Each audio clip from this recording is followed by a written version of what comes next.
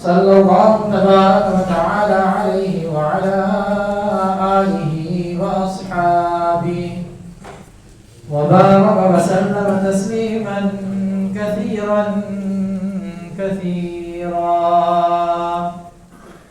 أما بعد فأعوذ بالله من الشيطان الرجيم بسم الله الرحمن الرحيم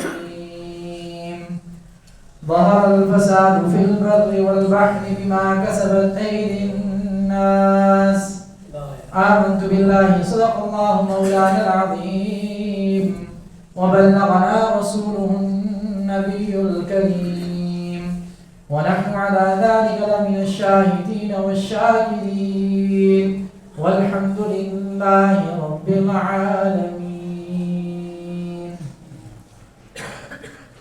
تمام تعریفیں رب کائنات کے لیے جس نے اس کا خانہ عالم کو وجود بخشا. درود و سلام جناب نبی کریم صلی اللہ علیہ وسلم پر جنہوں نے اس دنیا میں آ کر رب کا بول بالا کیا. سامعین محترم، سوال ہمارے سامنے یہ تھا کہ کیا وجہ ہے کہ ہم اللہ کو ایک مانتے ہیں اور اللہ کو اپنا رب بھی مانتے ہیں، اس کو وحدہ لا شریک بھی مانتے ہیں، اور جناب نبی کریم صلی اللہ علیہ وسلم کو اللہ کا آخری نبی بھی مانتے ہیں، اور اس سے پہلے 1,24,000 انبیاء کو بھی مانتے ہیں، فرشتوں کو اللہ کی نورانی مخلوق بھی تسلیم کرتے ہیں، اللہ کی کتاب کو حق اور سچ بھی مانتے ہیں.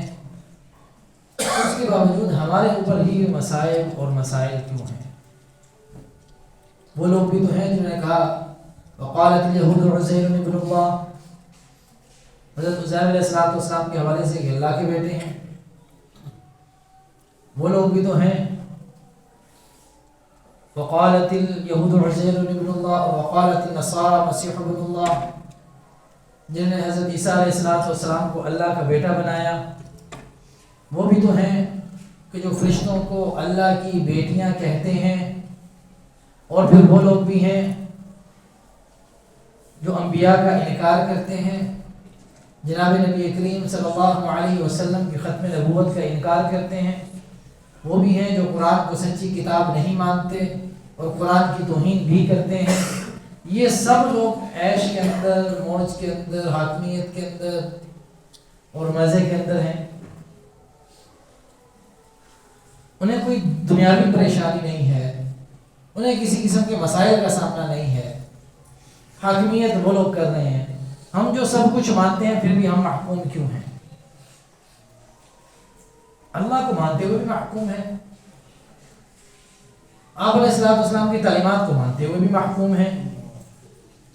حاکمیت کفر کے پاس ہے، یہ کیوں ہے؟ یہ سوال تھا. اور اس سوال کے جواب میں جو پہلی بات ہمارے سامنے آئی تھی وہ یہ تھی کہ ہم لوگ بدعملی کا شکار ہو چکے ہیں. ایسا نہیں ہے کہ ہمارے پاس علم نہیں ہے. اگر کوئی یہ کہے کہ میرے پاس علم نہیں ہے تو یہ بالکل غلط ہے. سورۃ الشورى کے اندر اس کی تفسیر میں مفسرین نے لکھا ہے یہ جو اللہ کو نہیں مانتے یا اللہ کی دعوت کو نہیں مانتے، جناب نبی کریم صلی اللہ علیہ وسلم کی تعلیمات کو نہیں مانتے، یہ اس وجہ سے نہیں ہے کہ ان کے پاس علم نہیں ہے. یہ صرف بغض اور عناد کی وجہ سے اور دشمنی کی وجہ سے نہیں مانتے. یہ اپنے آپ کو زیادہ سمجھدار سمجھتے ہیں. نماز کا علم ہے، زکوٰۃ کا علم ہے، حلال حرام کو جانتے ہیں، آپس کی باہمی محبت اور بھائی چارے کے حوالے سے بہت ساری تعلیمات ہمارے پاس ہیں. والدین کے حقوق، اولاد کے حقوق، رشتہ داروں کے حقوق، یہ سب چیزیں معلوم ہیں. لیکن مسلمان بدعملی کا شکار ہونے کی وجہ سے نصرت الہیہ سے محروم ہو چکا ہے.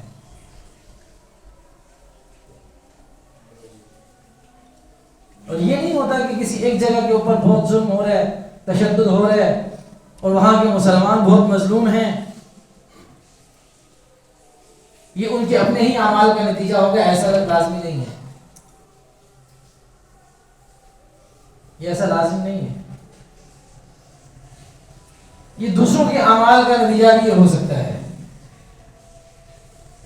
کیونکہ خشکی میں اور تری میں جو فساد برپا ہوتا ہے، اللہ رب العزت فرماتے ہیں ظہر الفساد فی البر والبحر بما کسبت ایدی الناس، یہ لوگوں کے اپنے ہاتھوں کا کیا جا رہا ہے۔ تو پہلی چیز جو ہم اللہ کی مدد اور نصرت سے محروم ہوئے وہ یہ ہے کہ ہم بدعملی کا شکار ہو چکے ہیں۔ دوسری چیز کیا ہے؟ دوسری چیز ہے ذوق عبادت ختم ہو چکا۔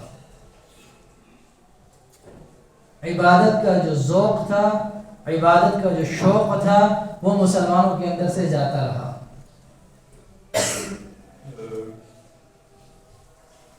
جناب نبی کریم صلی اللہ علیہ وسلم نبی ہونے کے باوجود، امام الانبیاء ہونے کے باوجود، محبوب خدا ہونے کے باوجود، راتوں میں اس قدر عبادت کیا کرتے تھے کہ علماء فرماتے ہیں آپ کے پاؤں پہ ورم پڑ جاتے، سوج جاتے تھے۔ یہ فرض عبادت نہیں ہے کہ پاؤں سوج گئے ہیں، یہ نفلی عبادت ہے، یہ قیام اللیل ہے کہ پاؤں سوج گئے۔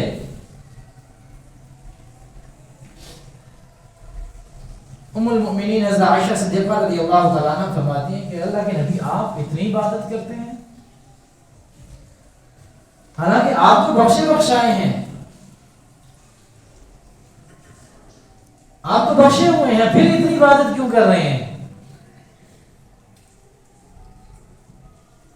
تو آپ نے صلی اللہ نے فرمایا کہ کیا میں اللہ کا شکر گزار بندہ نہ بنوں کہ جو اللہ نے نعمتیں مجھ پر کی ہیں، جو انعامات مجھ پر کیے ہیں، کیا ایسا نہیں ہے کہ میں اس کا شکر ادا کروں؟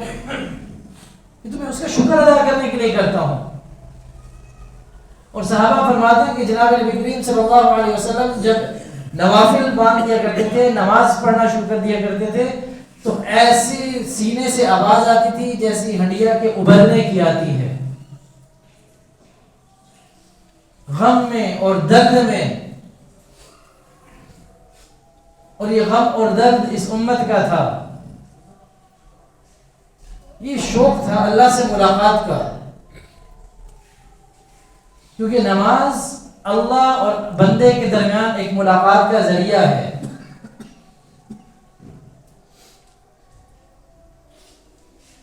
تو آپ علیہ الصلوۃ والسلام خود عبادت کے اندر اتنا ذوق شوق رکھتے تھے کہ صحابہ بھی پھر آپ کی دیکھا دیکھی اس کے اندر بہت زیادہ ذوق و شوق رکھتے تھے۔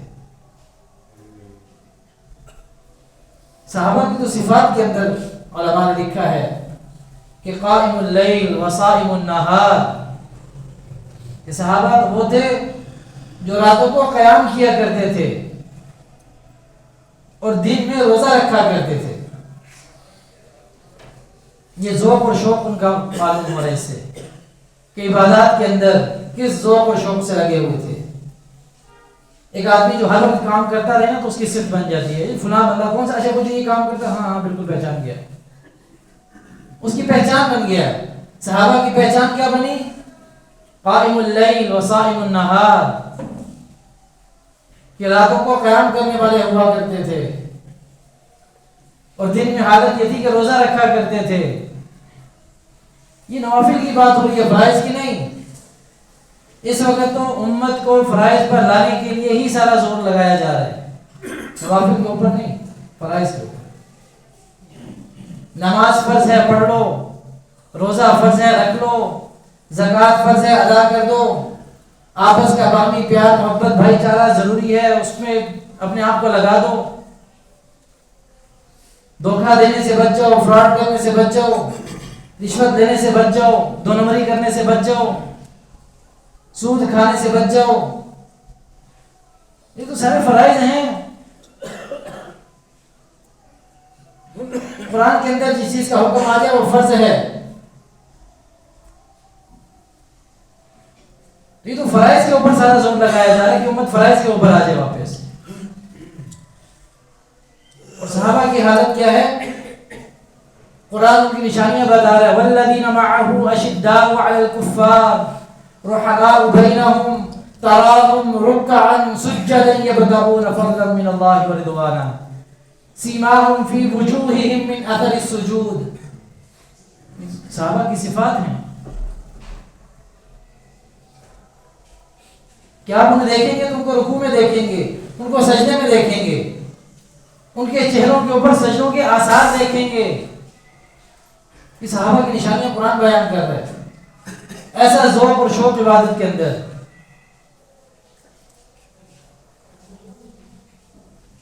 والذین معه اشداء علی الکفار, اور ایک اور نشانی کہ کفار کے ساتھ بہت سخت تھے, کفار کے معاملے میں بڑے سخت تھے. ہمارے تاجر برادری, یہ ہمارے جتنے روڈ کے اوپر ہے خدائے میں جتنی دکانیں ہیں سارے, یہ پیپسی کوکو کولا ختم کرنے کے لیے تیار نہیں ہے, بالکل تیار نہیں. مجھے ایک صاحب میرے بھائی روپے کہتے ہیں جی میں یہ جو ہے کیا جہاں بڑے پانی کی اس کو کیا کہتے ہیں, چرئی, کہہ رہے جی وہ چرئی کے پاس سے میں پی ایف گھوم چکا ہوں, مجھے کوکو کولا سیون اپ کے علاوہ کوئی بوتل نہیں مل رہی, سب کے پاس یہ ہیں. ارے کیا اس باپ کو جواب دو گے کہ جو اپنے بچوں کی لاش کے ٹکڑے ہوئے ہیں اس کو شاپر میں ڈال کے باندھ کے لے کے جا رہے ہیں, اس باپ کو کیا جواب دیں گے دکاندار ہمارے؟ متبادل چیزیں کیوں نہیں رکھ سکتے؟ بالکل رکھ سکتے ہیں, لیکن غم اس بات کا کوئی ایک گاہک بھی واپس نہ چلا جائے. یہ جو مصنوعات رکھ رہے ہیں اسرائیلی مصنوعات یا ایسے ممالک جو اس کی مکمل طور پہ حمایت کر رہے ہیں, ایسی مصنوعات جو دکاندار رکھ رہے ہیں, یہ بہت بڑے اللہ کے بھی مجرم ہیں, جناب نبی کریم صلی اللہ علیہ وسلم کے بھی مجرم ہیں, اور اہل فلسطین کے بھی مجرم ہیں. اور صحابہ کی صفات سے تو ویسے نکل گئے. والذین معه اشداء علی الکفار, یہ صحابہ کی صفت ہے. اللہ کہہ رہا ہے انما المؤمنون اخوہ, کہ مومن مومن کا بھائی ہوتا ہے. میرے بھائی کو کوئی تھپڑ مارے گا تو اس کی دکان کو دوبارہ جاؤں گا ہی نہیں. بھئی اس نے میرے بھائی کو تھپڑ کیوں مارا, اس نے میرے بھائی سے لڑائی کی, میری غیرت کا مسئلہ ہے, میں نہیں جا سکتا اس کی دکان پہ چیز خریدنے کے لیے, یا میں اس کی دکان سے لا کر اپنی دکان میں چیز رکھ کے نہیں بھیج سکتا, اس کی تو میرے بھائی سے لڑائی ہو گئی ہے. یہ دکاندار بیچ رہے ہیں. کہیں پہ کوئی فضا ایسی نہیں بنی ہوئی کہ کوئی یہ کہے نہیں کہ ہم نے اس وجہ سے فلاں پروڈکٹ ختم کر دی کیونکہ عیسائیوں کی ہے. دکاندار کو اپنی دکانداری کی فکر پڑی ہوئی ہے. اور پھر یہ جناب نبی کریم صلی اللہ علیہ وسلم کے مجرم, آپ علیہ الصلوۃ والسلام نے فرمایا کہ مسلمان ایک جسم کے مانند ہیں, نہ وہ اس کے اوپر ظلم کرتا ہے اور نہ ان کے حوالے کرتا ہے جو اس کے اوپر ظلم کریں, تو خود بھی ظلم نہیں کرتا. اور اس سے بڑا ظلم کیا ہوگا کہ ہم اپنی چیزیں خرید کر ان کے پیسے حوالے کریں, ہم ہمارے پیسوں سے ہی ان کے اوپر گولیاں برساؤ, ہمارے پیسوں سے ان کے اوپر ظلم کرو. بہت اچھی خبریں بھی سننے کو ملی ہیں. امتیاز میگا مارٹ جو ہے اس کے حوالے سے خبر سننے کو ملی, اللہ کرے کہ سچ ہو, کہ تمام اسرائیلی پروڈکٹس انہوں نے وہاں سے اٹھا دیے. ایک یونیورسٹی, معروف یونیورسٹی ہے, اس کے حوالے سے سنا کہ اس نے اپنی کینٹین کے اوپر جتنی یہ مشروبات تھی ان سب کو ختم کر کے پاکستانی مشروبات کا نوٹیفکیشن جاری کیا کہ وہ رکھی جائیں. ایسی اچھی خبریں بھی سننے کو مل رہی ہیں. لیکن ہمارا ضمیر کب جاگے گا؟ ہم جب کوئی بات کرتے ہیں کسی دوسرے علاقوں میں, سب کہتے ہیں اسی تو کھبے آ رہے ہیں, بڑے فخر سے کہتے ہیں اسی تو کھبے آ رہے ہیں. اور یہ تو کھبے والے کب جاگیں گے؟ ان کے دکاندار کب ہوش کے ناخن دیں گے؟ تو یہ تو آپ علیہ السلام نے جو فرمایا اس کے بھی مجرم ہو گئے. اور صحابہ کی صفات والذین محمد رسول اللہ والذین معه اشداء علی الکفار, یہ تو کفار کے ساتھ بڑے سخت ہوا کرتے ہیں. صحابہ کی صفات سے بھی نکل گئے, اپنوں کے ہی دشمن بن بیٹھے. یہ تو ان کے ہاتھ, ہمارے ہاتھ تو ان کے خون سے ہمارے ہاتھ رنگے ہوئے ہیں. کسی کو کیا گلا کریں گے؟ اور دلیل یہ دیتے ہیں ان سے کیا ہوگا، بھئی اس سے کیا ہو جائے گا، ہم تو یہ بھی استعمال کر رہے ہیں، ہم تو وہ بھی استعمال کر رہے ہیں، ہم تو فیس بک پہ آپ تشہیر کر رہے ہیں، تو فیس بک بھی تو انہی کی ہے۔ آپ اگر کسی اور اپلیکیشن کو یوز کر رہے ہیں تو وہ بھی تو انہی کی ہے، انہی کی اپلیکیشن میں جا کے انہی کے خلاف لکھے تو بات بنے گی۔ ہم ان کے حق میں تو استعمال نہیں کر رہے اس کو، ہم اس کے حق میں تو اس کو استعمال نہیں کر رہے، انہی کے خلاف استعمال کر رہے ہیں۔ تو ہمارے جتنے دکاندار حضرات ہیں بہت بڑا گلہ ہے ان سے، بہت بڑا گلہ ہے۔ کوئی دکاندار ایسا ہو بتائے کہ میں نے جب سے یہ معاملہ بنا اسرائیلی پروڈکٹس مکمل طور پہ ختم کر دی، کون ہے؟ کوئی ہے دکاندار ایسا ہمارے پورے ڈوکھبے کے اندر؟ کوئی نہیں ہے۔ کس سے گلہ کریں گے، کس سے شکوا کریں گے؟ فلسطینیوں کا جو لہو ہے وہ کس کے ہاتھ پہ تلاش کریں گے بتائیں پھر؟ اپنے گھر کے اندر سے کتنی پروڈکٹس ہیں ہماری، اگر دکاندار بھی ختم کر رہے تو یہ قوت تو حکومت نے بھی یہ کام نہیں کیا، جو اس وقت کچھ نہ کچھ ہوا وہ عوام نے ہی کیا ہے، وہ نچلے طبقے نے ہی کیا ہے۔ جن لوگوں کے پاس بہت روپیہ پیسہ ہے وہ فلسطین کے مسئلے کو نہیں سمجھتے، جو فلسطین کے مسئلے کو سمجھتے ہیں ان کے پاس روپیہ پیسے کیوں نہیں کہ ان کی پروڈکٹس لے سکیں۔ تو والذین معه اشداء علی الکفار الرحماء بینہم، وہ تو آپس میں پیار محبت کیا کرتے تھے، وہ تو آپس میں ایک دوسرے کے ساتھ لگاؤ رکھا کرتے تھے۔ اب یہ وقت ہے ایسا اور بہت زبردست قسم کا وقت ہے کہ ہم اپنی پاکستانی جتنی پروڈکٹس ہیں ان کو لانچ کریں، ان کو مارکیٹ کے اندر لے کر آئیں، ان کی افادیت لوگوں کو بتائیں۔ اس سے پاکستان کا ہی فائدہ ہو گیا نا۔ اگر ہم اپنی ہی پروڈکٹس لے کر آ رہے ہیں مارکیٹ کے اندر تو ہمارا اپنا فائدہ ہے اس میں، ہم کیوں دوسروں کو فائدہ پہنچائیں؟ پیسہ ہمارا، روپیہ ہمارا، محنت ہماری، بوریاں تم ان سے خریدو اور پھر ہمارے مسلمان بھائیوں کے اوپر برساؤ۔ کیا غیرت ایمانی اس بات کا تقاضا کرتی ہے؟ اپنے ایمان کو اس طرح سے جھنجھوڑیں، ہلائیں، دیکھیں ہاں بھی ہماری ایمانی غیرت اتنی ہے کہ ہم یہ کام کر سکتے ہیں۔ یہ فتوے کی بات نہیں ہے، یہ مسئلے کی بات نہیں ہے، یہ ایمانی غیرت کی بات ہے، ایمانی حمیت کی بات ہے۔ بہرحال جو دوسری بات میں آپ کو بتائی وہ ذوق عبادت ہے جو ہمارے سے جاتا جا رہا ہے، ختم ہوتا جا رہا ہے۔ صحابہ اکرام تو آپ علیہ السلام کے پاس آیا کرتے تھے، اے اللہ کے نبی بتائیں سب سے افضل عمل کون سا ہے؟ کتنی احادیث بھری پڑی ہیں، آگے پوچھتے ہیں اللہ کے نبی بتائیے افضل عمل کون سا تھا کہ وہ میں شروع کر دوں؟ آپ علیہ السلام ہر ایک کو اس کے حساب سے اس کا جواب دے رہے ہیں۔ کسی کو بتا رہے ہیں جہاد افضل عمل ہے، کسی کو بتا رہے ہیں صدقہ خیرات افضل عمل ہے، کسی کو بتا رہے ہیں نماز افضل عمل ہے، کسی کو بتا رہے ہیں والدین کے ساتھ حسن سلوک افضل عمل ہے، کسی کو بتا رہے ہیں گھر والوں کے ساتھ اچھا سلوک کرنا افضل عمل ہے، مختلف بتا رہے ہیں۔ اور یہ صحابہ کا ذوق ظاہر کر رہا ہے، عبادت کی طرف صحابہ کا شوق ظاہر کر رہا ہے کہ صحابہ کس قدر عبادات کے اندر اور نیکیاں کمانے کے اندر حریص تھے، کس قدر لالچ کرتے تھے کہ میں زیادہ نیکیاں کما لوں۔ امیر لوگوں نے صدقہ خیرات کرنا شروع کیا، عمرات میں طبقات کے پاس پیسے تھے، صدقہ خیرات کرنا شروع کیا۔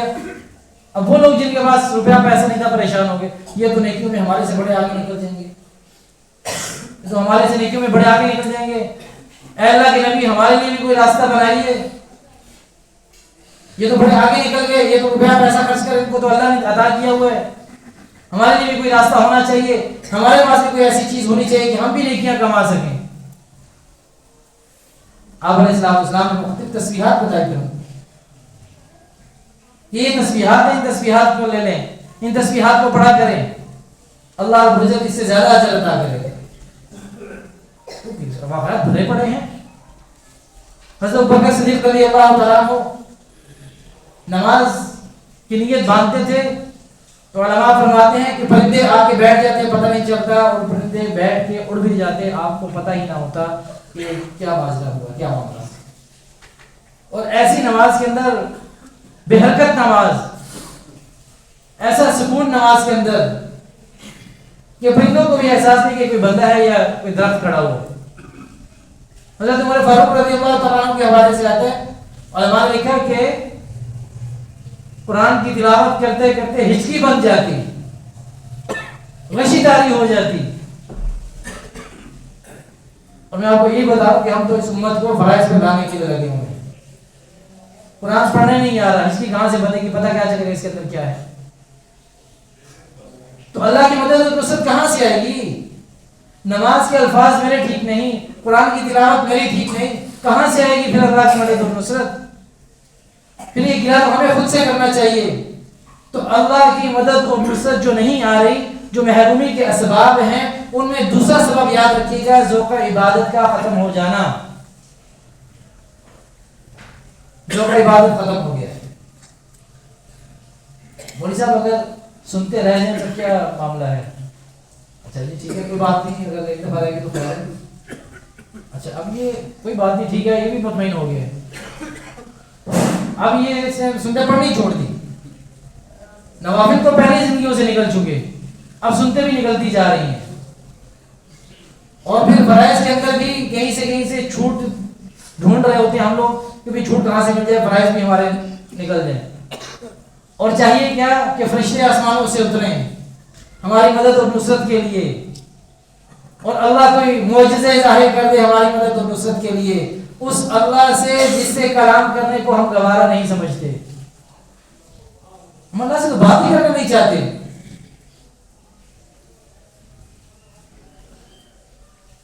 یہ حضرت عثمان رضی اللہ تعالیٰ عنہ کا، حضرت علی رضی اللہ عنہ کا قول ہے، اب مجھے صحیح یاد نہیں کہ کس کا ہے، کہ جب میں چاہتا ہوں کہ میں اللہ سے باتیں کروں، جب میں اللہ سے باتیں کروں تو میں نماز پڑھنا شروع کر دیتا ہوں. اور جب میرا یہ دل کرے کہ اللہ مجھ سے باتیں کرے تو میں قرآن پڑھنا شروع کر دیتا ہوں. اور ہم لوگ ان دونوں معاملوں میں صفر، دونوں معاملوں میں صفر. نماز فرائض کی حد تک، اور فرائض سے بھی سکڑ کر جمعے کی حد تک، اور اب جمعے سے بھی سکڑ کے عید کی حد تک پہنچ رہی ہے. بڑا دل دکھتا ہے جب یہاں پہ نظر آتے 2 4 5 نمازی اوپر کچھ جمعے کی نماز ہے، رکعت چھوٹ گئی. کون سا ایسا فرض ہے کہ آپ یہیں پہ نماز پڑھنی ہے؟ ارے جمعے کی نماز ہے، وہ تو پوری پڑھنے جماعت کے ساتھ. اوپر رفیع رضیہ مسجد ہے، ہمارے سے بعد میں ہو رہا ہے جمعہ، وہاں پہ سارا مسجد ہے، ہمارے سے بعد میں ہو رہا ہے. قبرستان کے پار مسجد ہے، ہمارے سے بعد میں ہو رہا ہے. ارے 2 رکعت نماز پڑھنے کے لیے بھی رکعت چھوٹ گئی، پرواہ کوئی نہیں. یہ ذوق عبادت تو اس کس لیول پہ ہم خود سوچیں. میں اپنے بارے میں فکر کروں کہ میں عبادت کے حوالے سے کس لیول پہ ہوں، کون سی سطح پہ ہوں، کہ جمعے کی نماز اور اس کی رکعت چھوٹ رہی ہے، مجھ سے پرواہ کوئی نہیں، لیکن میں نے فوراً پڑھنی ہے، سب سے آخر میں نے سب سے پہلے نکلنا ہے. خدا کو خوف کر. اللہ کی مدد اور نصرت تو ایسے نہیں آیا کرتی. ارے حضرت بلال رضی اللہ تعالیٰ عنہ تپتی ہوئی ریت کے اوپر لٹایا گیا،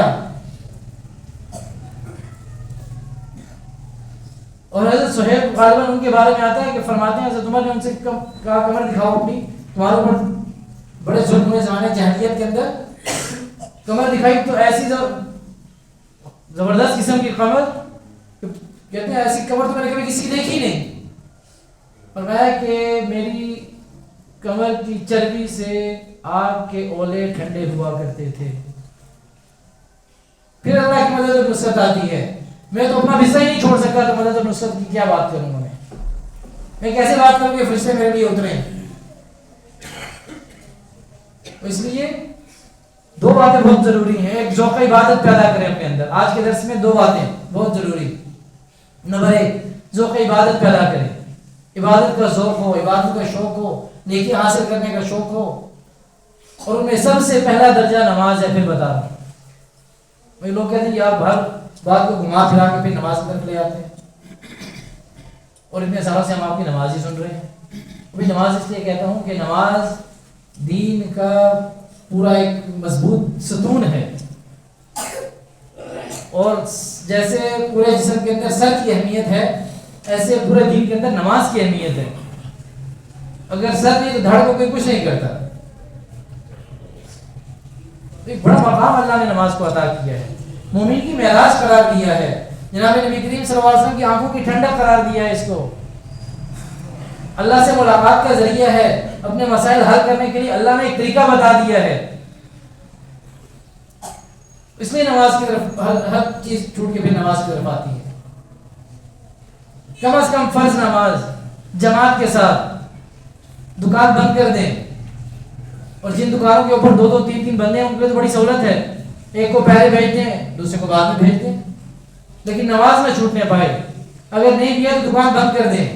اور یہ بات یاد رکھیے گا, جو دکاندار ہے اس کے ماتحت جتنے لوگ کام کر رہے ہیں ان سب کی نماز اس مالک کے ذمہ ہے. یہ بہت ذمہ داری کے ساتھ بات کر رہا ہوں, بہت ذمہ داری کے ساتھ بات کر رہا ہوں.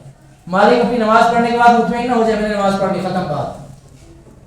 جتنے اس کے ماتحت لوگ کام کر رہے ہیں, 1 ہے 2 ہے 4 ہے 8 ہے 10 ہے, جتنے ہیں سب کی نماز اس مالک کے ذمہ ہے. پڑھ رہے ہیں کہ نہیں پڑھ رہے, سوال سے کیا جائے گا. تو عبادت کے اندر ذوق پیدا کریں, عبادت کے اندر شوق پیدا کریں. ایک بات. دوسری بات, جتنے ہمارے دکاندار حضرات ہیں ان سے خدا کے لیے, خدا کا واسطہ دے کے ان سے کیا ہے, دیکھیں عام حالات اور ہوتے ہیں.